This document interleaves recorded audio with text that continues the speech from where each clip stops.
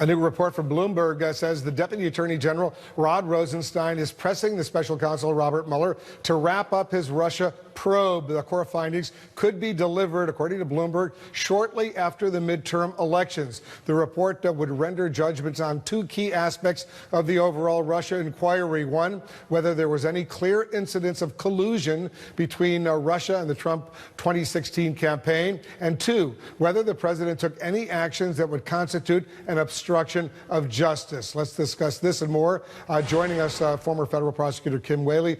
She's a former assistant United States Attorney, Associate Independent Counsel of the Whitewater investigation. Also with us, David Gregory, his title very short, CNN political analyst. Guys, thanks very much. So you think they could wrap this thing up with a report to Rosenstein shortly after the midterm elections? Well, it's hard to understand where this information comes from. We've been hearing from the White House for a long time that this needs to be wrapped up. And of course, the big question is, will we see additional indictments prior to a report? Because of course, Mueller has already indicted 30-something entities, people, 6 guilty pleas, and we've had now 50 hours with Mr. Cohen. We've had Manafort cooperating, so it's not unlikely that we'll see additional indictments in addition potentially to this report. It would seem like with respect to the report, what would be straightforward at this point is obstruction. Collusion could be more complicated. The president keeps saying, including today, no collusion, all a witch hunt, all a hoax, get it over with, let's move on. Well, and the bottom line is we don't know what we don't know, and what we don't know is what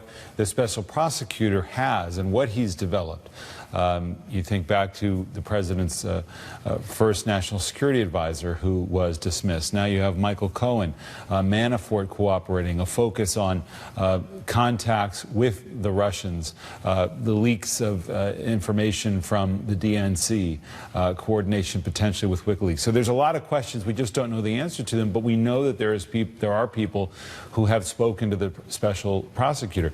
The obstruction piece is interesting, of course, because that is what we do know about, which is the president firing the FBI director Jim Comey because he didn't like how he was handling the investigation, and that's very much going to be in the political realm. But I still think what the president is focused on and calling it a witch hunt is that there's no evidence that he or anybody close to him would coordinate or collude with the Russians to try to impact the election.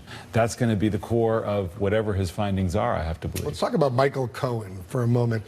Kim, the president's former lawyer, PR guy, fixer, whatever you want to call him, but he worked for a decade very closely with Donald Trump. Now the president in the United States, in this interview with the Associated Press, says he's a liar. Oh, absolutely, he's lying. Michael Cohen was a PR person who did small legal work, very small legal work, and what he did was very sad when you look. This is the president of the United States now accusing Michael Cohen, who's pleaded guilty to all these counts, including perjury, obstruction, whatever else he pleaded guilty to. But now he's saying, the president of the United States, when Michael Cohen testified that it was Donald Trump who authorized the payment of hush money to Stormy Daniels, he says that Cohen is a liar. Sure. I mean, it's really stunning that Michael Cohen said in open court under oath that essentially the president of the United States engaged in a federal crime. And I think we just heard so much misinformation out of this White House, so many blatant lies out of the president, that it's hard to really give any credence at this point to what he says as far as whether something's true or not. Certainly he has an interest in speaking to his base on this. They're going to believe whatever he says. But as David mentioned, the real question is what information does the Mueller investigation have? And I know years ago from being inside the Ken Starr investigation that it's very, very different from what the public knows. So I think he's got to worry at this point, not only about potential liability for himself, but also for Don Jr., who was at the famous Trump Tower meeting in 2016, as well as Jared Kushner at that meeting. Paul Manafort was also at that meeting, and now Paul Manafort's cooperating. And we have to assume that in exchange for the plea deal he got, he's agreeing to give some information that is of interest to the special counsel. Pretty extraordinary for the president to intervene and accuse someone who's already pleaded guilty of lying under oath. Yeah, it's going to be pretty hard for this president to separate himself from Michael Cohen, with whom he worked so closely. But the frustration really reflects an old playbook. I mean, the Whitewater investigation began with a land deal in Arkansas and mushroomed into the president's relationship with an intern in the Oval Office. That, of course, with President Clinton and Monica Lewinsky. So there's the president is using that Clinton playbook to go after after a special prosecutor who may be lurching in all kinds of directions that he thinks is beyond the scope of the investigation, and will at least try to muddy the water when it comes to Michael Cohen. It's pretty extraordinary. I stand by. There's more news we're watching right now. Up next, fed up. The president says the biggest threat he's currently facing, get this, the biggest threat is the central bank and rising interest rates. Plus, if the GOP loses control of the House, don't look at President Trump. He's making it known it will not be his fault if Democrats come out on top. Everyone. 1 p.m. here in Washington. Thanks very much for joining us. President Trump siding with the Saudis today, despite admitting he's not yet seen what could be critical evidence in the disappearance and likely murder of the Washington Post columnist Jamal Khashoggi.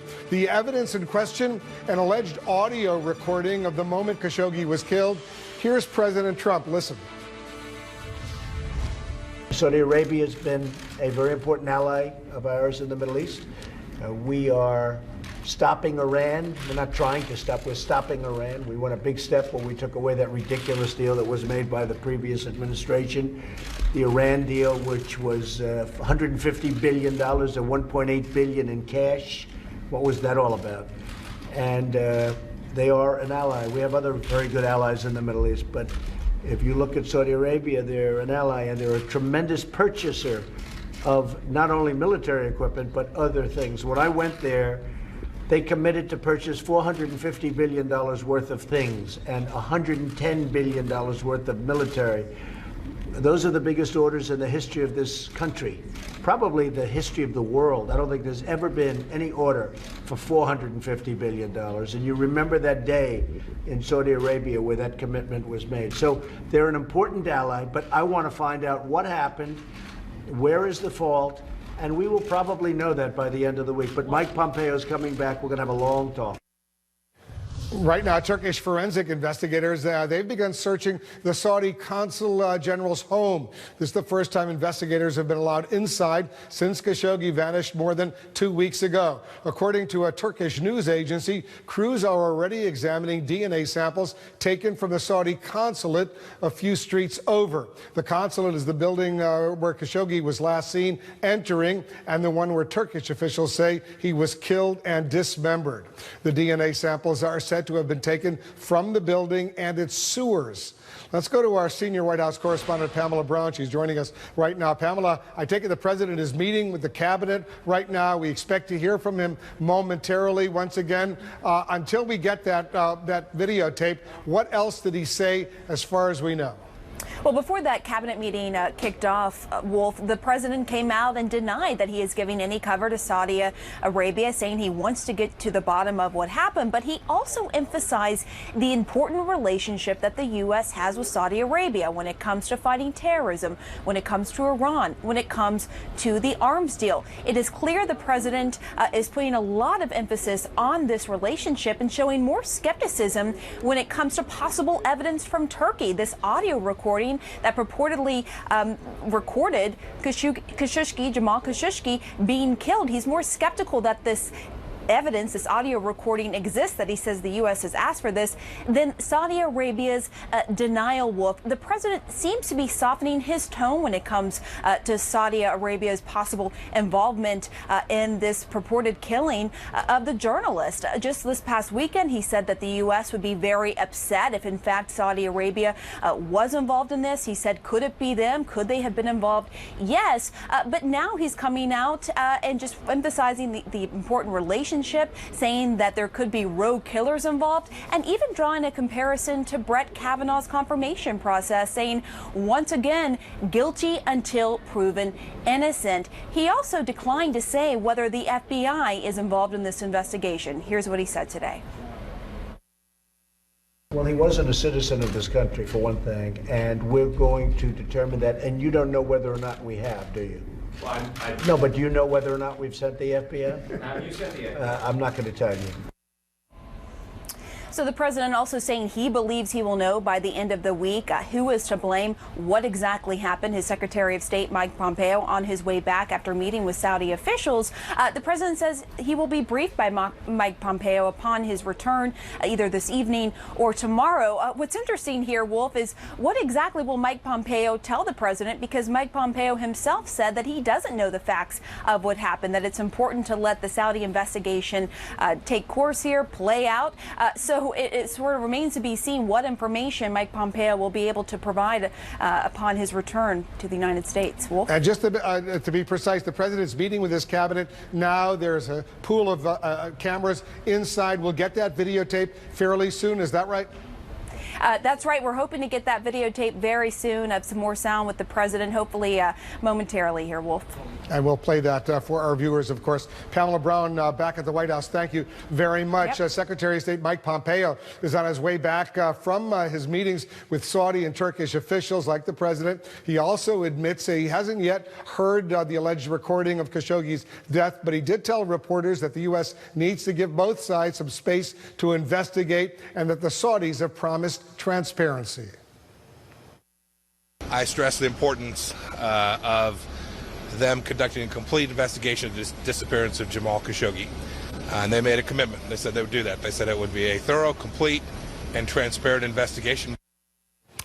Let's go to Istanbul right now, to the site of what could be this truly horrific crime. Our law enforcement analyst, former FBI supervisory special agent Josh Campbell is on the scene for us tonight, right outside the Saudi consulate. Josh, the Saudis have promised a transparent investigation. Is that what they're what we're seeing right now?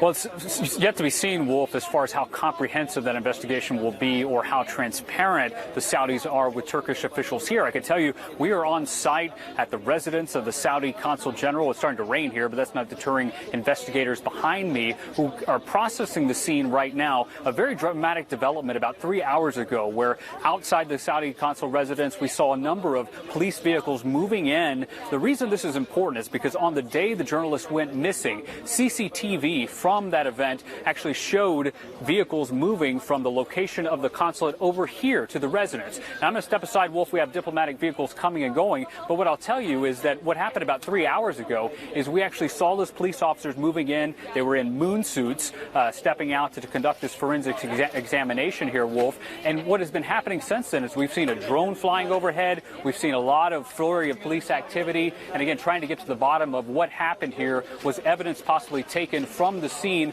of the Saudi consulate and then taken over here to include possibly the body of the missing journalist? That's something investigators will be looking at very closely. Wolf, lastly, I'll tell you that one thing that has been of interest as we've seen developments unfolding over the last 24 hours, one interesting piece is the Saudi connection that keeps on growing. We now understand that of that 15-man hit team, one of the individuals that was involved and is reportedly the person who orchestrated what took place is someone closely connected with the Saudi Crown Prince. Now, I think we have a graphic here of this individual with the Crown Prince. He's a current intelligence officer, a diplomat, obviously someone of great interest now to this investigation because of that Saudi connection. Bottom line, Wolf, each new day we continue to see additional developments, additional Saudi connections. Whether that information is shared in full from the Saudis to the Turkish authorities and from the Saudis to the United States is yet to be seen.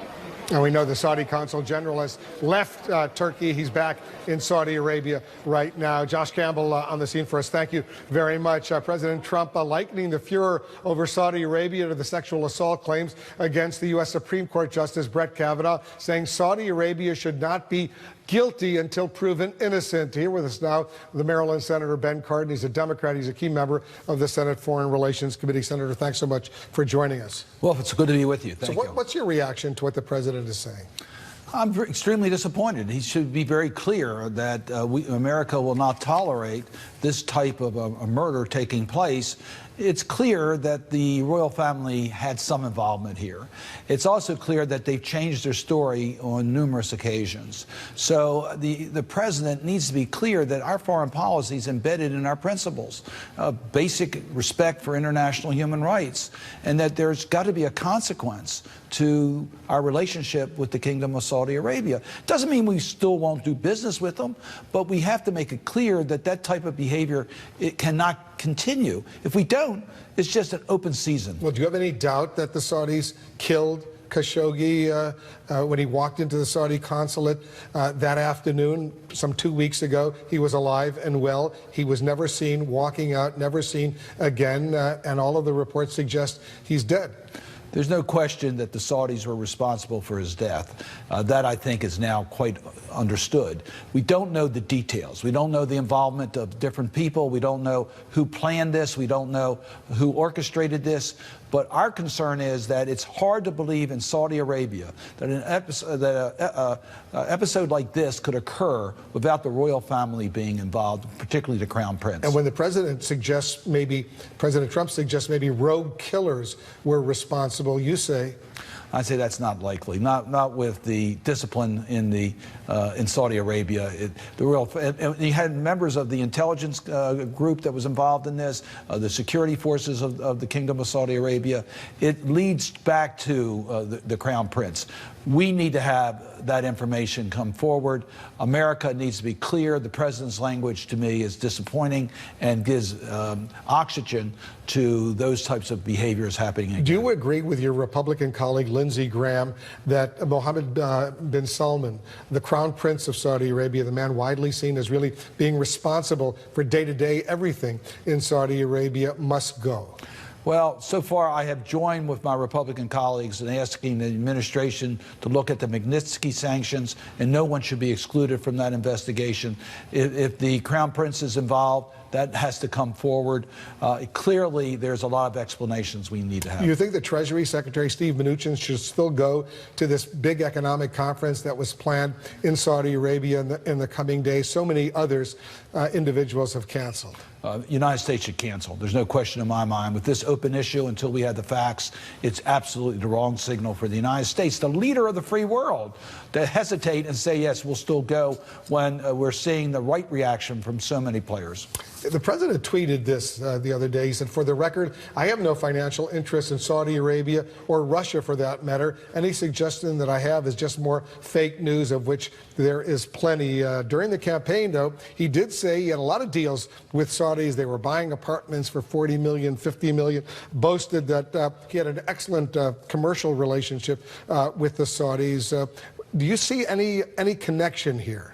Oh, absolutely. We know the Saudis use Trump Towers, Trump hotels when they're here because they know that that curries favor with the president. They understand that. There's no question that the president's violation of the emolument clause of the Constitution, failing to divest himself of his financial holdings, particularly in international events, compromises America's. But that longstanding financial relationship with the Saudis, is that clouding his look at the investigation right now? I tell you, I never know what motivates the president of the United States. And, you know, Mr. Trump, his actions to me are so unpredictable. But clearly there's a cloud over these issues with him maintaining the financial interest in Trump.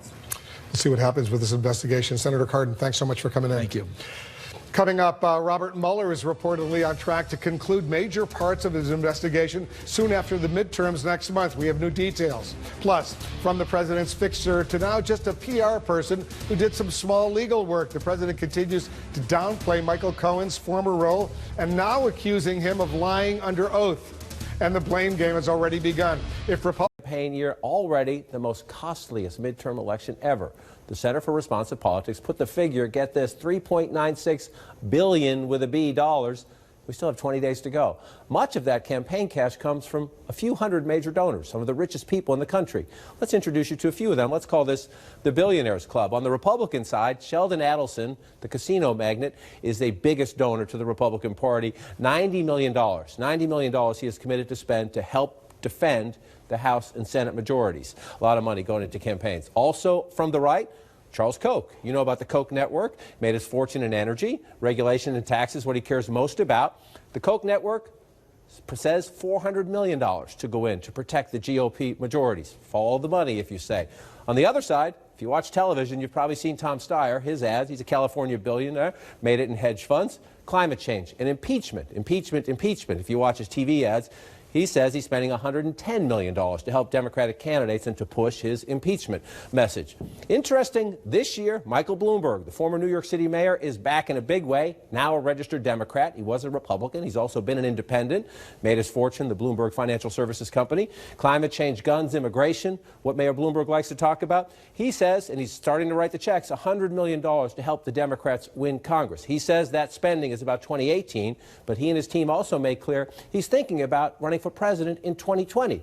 Again, former Republican, former independent, now a Democrat, thinks actually Democrats aren't as liberal as many people say. I don't know that it's moved further left. I think that is conventional wisdom among some people, but there are an awful lot of other people that say if you talk to Democrats, they're much more centralist than people understand. They want sensible laws. Right now I'm focused on November 6th, plain and simple. That's the most important thing. Centralist. Centralist. I mean, are the Democratic primaries telling us that the Democrats are looking for a centrist or centralist? Most are not, no question about it. But look, I mean, there is going to be a lane for a lot of people, and he has a lot of money, and that will buy him, a space for sure. But the question is, I still find it hard to sort of get my mind around how he can win a Democratic primary. But, we learned in 2016 that we should keep our mind open to every possibility, Yes. and especially a possibility, someone who can write a very big check. Right. Rule out nothing. In a very crowded field, if you are self-funded, last man standing, it's not implausible. It's not the message. You were in this interview with the president yesterday, and we see tape. He likes to talk about 2020. He wants it to start. It will start the morning after 2018. Our apologies to the American people. Here's the president with Trish Reagan on Fox Business talking about the possibility of running against Michael Bloomberg. Michael Bloomberg might be running? That's good. Yeah? Yeah, sure. I think it'd be easy. I think it'd be so easy. How do you think I don't think he'd he'll get through. Well, I don't think he'll get through the Democrats. In other words, he wouldn't be able to do anything in the primaries because of where the party's going? I think the Democrats will eat him up. You have a lot of people running. I don't think he'll do well. He may do it or he may not, but I don't think he'll do well. If you go to a Trump rally, any of these rallies he's doing in midterms, he devotes a big segment most nights to election night 2016, the way the results came out, the surprise element. This remains the highlight of his life as far as we can tell in politics. And vanquishing all of these Republican foes is a huge part of it. So I think this potentially giant lineup of Democrats, he's just salivating to do the nicknames, to do the combat, to go after all of them. He cannot wait for this. I think there is some truth to what Trump is saying in that interview, that Democrats will eat him up, because I think money can only get you so far, is what we learned in 2016 and what we're seeing so far in 2018 with Democrats raising these huge amounts of money, not through a billionaire necessarily, but through the energy, from grassroots donors. And a lot of the Democrats that might be running in 2020, we're already hearing them say they're not going to take corporate money. They really don't want, these big billionaires funding their campaigns. So I think, Bloomberg in that sense might not be quite what the base is looking for at this point of time. And yet, again, I'll stick with Mr. Zelony's 2016 comparison, just rule nothing out. I think you're absolutely right, but we live in this volatile age, and you see it. Incumbents are in trouble across the country in this year. It's not just about Trump. People are looking for change. They don't trust politicians. Who knows what's going to happen by 2020? The climate can change pretty quickly. I just want to read this piece of an Atlantic article that's about Michael Bloomberg because, ouch, ouch. The response from Democratic operatives and officials